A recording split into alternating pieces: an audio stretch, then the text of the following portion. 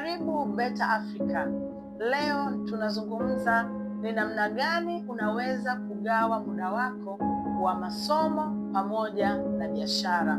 Katika mfululizo wa vipindi vyetu tumekuwa tukijifunza sisi kama wanachuo tunapaswa kuanza biashara tukiwa bado tuko vyuoni, na wanafunzi wangu wengi wamekuwa wakiniuliza sasa ni namna gani tunaweza tukagawa muda ili tusiafekti masomo. Nianze kwa kusema masomo hayajawahi kuwa mepesi. Elimu haijawahi kuwa nyepesi. Uwe unasoma kozi yoyote ile, ni kwamba elimu inahitaji determination, inahitaji kujitambua na kupangilia muda na kuzingatia yale ambayo umefundishwa. Sasa hapa tunataka tuangalie ni namna gani utaugawa muda ili uweze kupata A's, lakini pia uweze kupata kipato chako. Mpendwa mwanachuo, ninatambua sana wewe ni mtu ambaye kwa namna moja ama nyingine muda wako wa ziada unautumia pia kwenye social media. Unaweza ukawa unapenda certain kind of social media, au unaweza ukawa unapenda kufuatilia masuala ya mpira, unaweza ukawa unapenda kufuatilia au unapenda kabisa kubeti au shughuli nyingine, au ni mtu wa stories. Kwa hivyo ninapokuambia biashara, mimi kama mwalimu ninafahamu ratiba zenu na namna ambavyo mnavyokuwa free, mnavyokaa kwenye vile vingweta na kuanza kupiga story, au mkawa tu mnaulizana mpira umeendaje, umefikia wapi, au mkawa tu mnafuatilia mitandao mbalimbali ya kijamii. Kwa hivyo huo ndio muda ambao mimi nataka nikuonyeshe unavyoweza kuutumia na kuongeza kipato chako. Wewe kama mwanachuo utatakiwa kutambua ratiba yako ya masomo. Kila chuo kikuu kina utaratibu na kinatoa ratiba, na ninachokifahamu kulingana na uzoefu wangu wa kufundisha, hatuna vipindi vyenye mfuatano. Hauwezi kuwa na kipindi saa 1, saa 3, saa 5, saa 7, saa 9, saa 11, saa 1. Mara nyingi utakuwa na vipindi 3 kwa siku, lakini muda utakaotumia kukaa chuoni ni kuanzia saa 1 asubuhi mpaka saa 1 jioni. Jiulize, vipindi 3 umetumia masaa 6 tu kuviatendi darasani, na kama una homework au unahitaji kufanya assignment, huenda ukahitaji masaa 2 au 1 kwa siku. Je, yale masaa mengine huwa yanaenda wapi?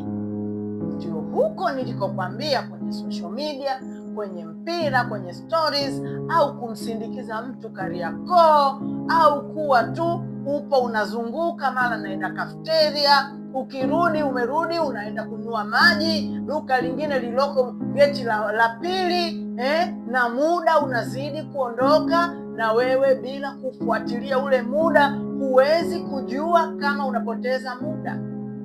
So kwanza tambua ratiba yako ya masomo, Jumatatu mpaka Ijumaa. Muda gani nitakuwa na kipindi gani?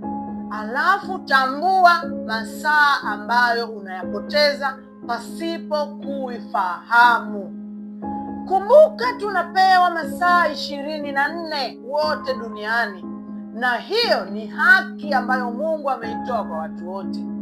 Lakini namna tunavyoyatumia masaa haya ndivyo tunayatumia tofauti tofauti, na kwa sababu tunayatumia tofauti tofauti tunakuwa na matokeo tofauti tofauti kati ya mtu na mtu, kulingana na namna kila mmoja anavyojigawa katika kutumia muda wake.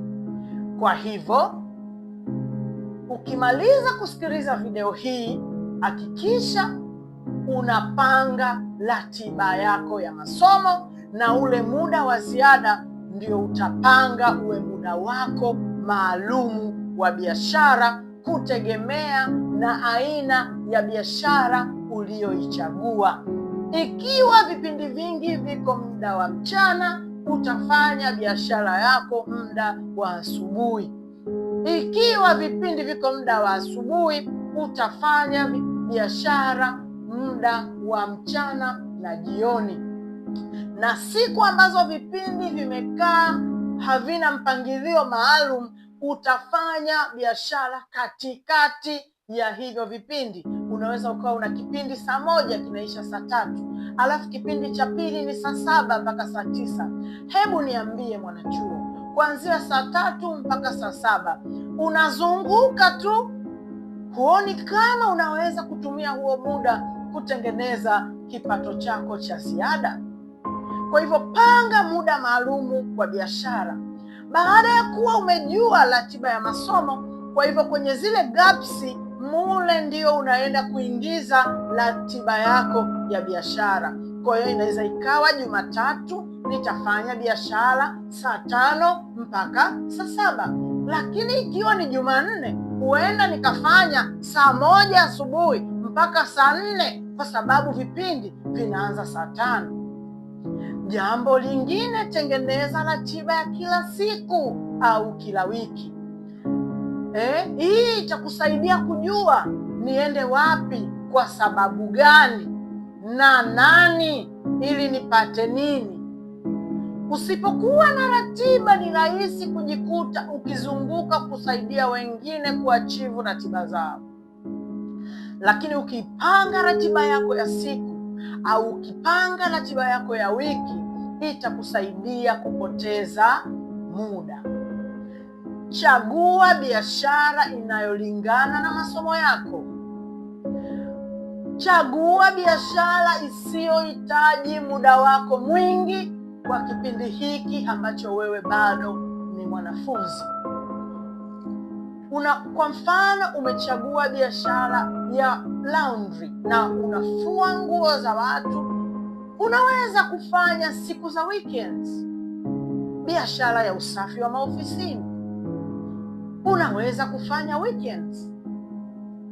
Lakini zile biashara zinazohitaji kufanyika kila siku, nina imani mwanachuo utakubaliana na mimi kwamba katika masaa yote unayoyatumia chuoni, nusu tu ndio huwa unayatumia kimasomo. Kwa hivyo jaribu kuipanga ratiba yako ya wiki. Siku ambazo ziko busy sana unaweza kuziskip. Zile siku ambazo ziko loose unaweza kuzitumia kufanya biashara. Gawa majukumu pale inapowezekana. Utakapokuwa umeanza biashara yako na kufuatilia haya ninayokufundisha, biashara yako itakuwa, wateja wako wataongezeka. Wateja wako wanapoongezeka, utaweza kutafuta mtu wa kukusaidia kuisimamia biashara wakati wewe ukiendelea na masomo. Anaweza akawa ni rafiki, au hata unaweza kumwajiri mtu ukamlipa kidogo aweze kukusaidia wakati wewe ukiwa unaendelea na vipindi. Kwa hivyo utakapoona biashara sasa inaongeza wateja na mwitikio umekuwa ni mkubwa, usione shaka kugawa majukumu kwa maana ya delegation kwa baadhi ya mambo ambayo yatakuwa ni nje ya muda wako. Epuka kupoteza muda, ndugu mwanachuo. Acha kuspendi muda wako kuangalia watu kwenye social media. Those whom you are watching, they have put their best into what you are watching. You can do something ambayo na wewe itafanya watu wakutazame. Jaribu kujiepusha na kufollow vitu ambavyo haviongezi thamani kwenye maisha yako. Tumia social media kujitengenezea kipato badala ya kuangalia wale ambao tayari wanaingiza kipato.